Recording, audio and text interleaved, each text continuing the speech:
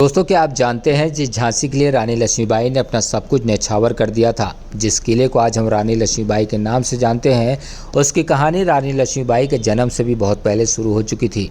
बुंदेलखंड की धरती पर एक ऊंची पहाड़ी के ऊपर खड़ा यह किला आज भले ही झांसी की पहचान बन चुका है, लेकिन कभी यह किला सिर्फ एक रानी का किला नहीं था। यह बुंदेला शासकों की ताकत था, मराठों के दौर का गवाह था और बाद में अंग्रेजों के खिलाफ हुए संघर्ष की सबसे महत्वपूर्ण जगहों में से एक बन गया। इस किले की कहानी शुरू होती है साल 1613 से, जब ओरछा के राजा वीर सिंह देव बुंदेला ने बलवंत नगर की एक ऊंची चट्टानी पहाड़ी पर इस किले का निर्माण करवाया। इसी पहाड़ी को आज बंगरा पहाड़ी के नाम से जाना जाता है। उस समय शायद किसी ने सोचा भी नहीं होगा कि आने वाले करीब 250 साल बाद इसी किले का नाम भारत की सबसे वीर महिलाओं में से एक रानी लक्ष्मीबाई के नाम से हमेशा हमेशा के लिए जुड़ जाएगा। किले का निर्माण ऐसी जगह किया गया था जहां से आसपास के इलाके पर नज़र रखी जा सके। मजबूत पत्थरों की दीवारें, ऊंचे बुर्ज और किले के कई विशाल दरवाजे इसे एक मजबूत सैन्य दुर्ग बनाते थे। समय बीतता गया और झांसी की सत्ता भी बदल गई। 18वीं शताब्दी में झांसी मराठों के अधीन आ गई। इसी दौर में किले का विस्तार भी किया गया। नारोशंकर के समय किले में हुए निर्माण और विस्तार के कारण इसका एक हिस्सा आज शंकरगढ़ के नाम से जाना जाता है। लेकिन दोस्तों, इतिहास में अभी वो अध्याय आना बाकी था जिसने इस किले को पूरे देश में प्रसिद्ध कर दिया। दरअसल साल 1842 में झांसी के महाराजा गंगाधर राव का विवाह मणिकर्णिका से हुआ। विवाह के बाद मणिकर्णिका का नाम पड़ा लक्ष्मीबाई। यही लक्ष्मीबाई आगे चलकर झांसी की रानी बन गई। कुछ साल बाद यानी कि 1853 में महाराजा गंगाधर राव का निधन हो गया। उनके दत्तक पुत्र दामोदर राव को उत्तराधिकारी बनाया गया, लेकिन अंग्रेजों ने इस उत्तराधिकारी को स्वीकार नहीं किया।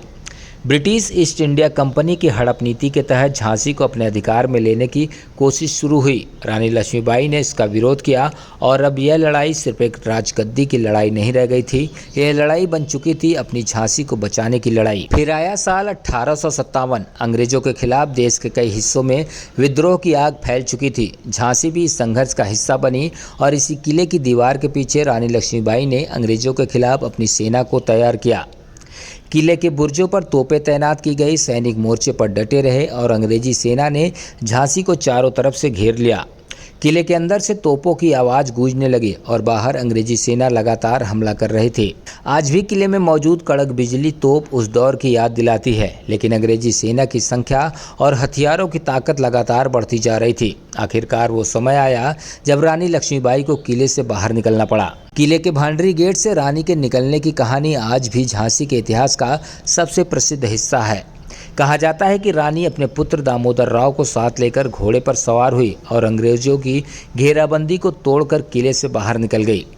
झांसी का किला पीछे छूट गया, लेकिन रानी का संघर्ष जारी रहा। उन्होंने झांसी के बाहर भी अंग्रेजों के खिलाफ लड़ाई लड़ी और आखिरकार 1858 में रानी लक्ष्मीबाई वीरगति को प्राप्त हुई। रानी लक्ष्मीबाई तो चली गई, लेकिन झांसी का किला आज भी खड़ा है। इन पत्थरों ने बुंदेला शासकों का दौर देखा है, मराठों का शासन देखा है, अंग्रेजों की ताकत देखी है और उस रानी की वीरता भी देखी है जिसने अपनी झांसी को बचाने के लिए अपना सब कुछ न्यौछावर कर दिया। आज झांसी का किला सिर्फ एक ऐतिहासिक इमारत नहीं है, यह उस दौर की निशानी है जब सत्ता के सामने एक रानी ने अपने स्वाभिमान को झुकने नहीं दिया और शायद यही वजह है कि सैकड़ों साल पुराना यह किला आज भी झांसी की पहचान बना हुआ है।